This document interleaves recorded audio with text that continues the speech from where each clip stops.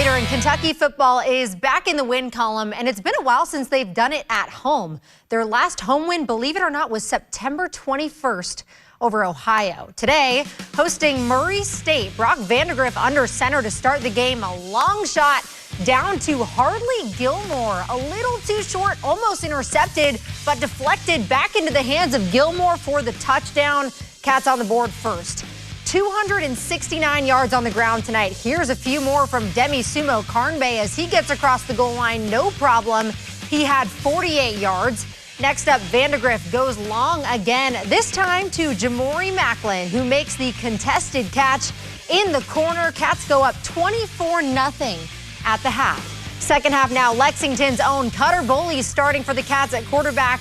Hands off to Jamarian Wilcox, who fights and stretches his way into the end zone. He finished with 123 rushing yards tonight. Now Cutter Boley shows us that arm a little bit more. Beautiful, sharp pass straight to Anthony Brown-Stevens, another young guy seeing some minutes today. The 22-yard pass was Boley's first career touchdown, and the duo was not finished there. A few plays later, and they connect again for the score. Boley finished with 130 yards and 2 touchdown completions.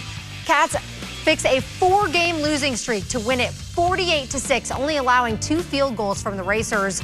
Sports director Jeff Piecoro called the game from the booth and further breaks down the win.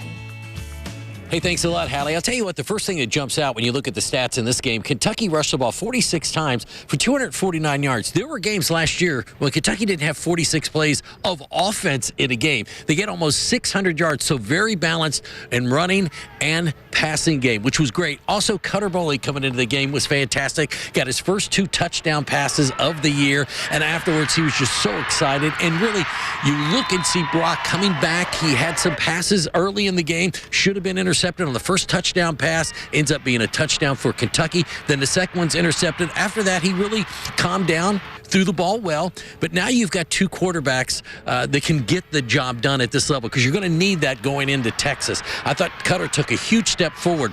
Then you look over at the defense. 4 starters did not play, including your All-American and Deion Walker. But the front 3, and you look at Ribka, Silver, and Josiah Hayes. Josiah Hayes, a huge add to that defense today. He's been injured all season long, finally gets to play. He comes in with 4 tackles in the game, a sack, and 1.5 tackles for loss. The 3 of them, 13 tackles. That is going to be huge going into Texas this coming week.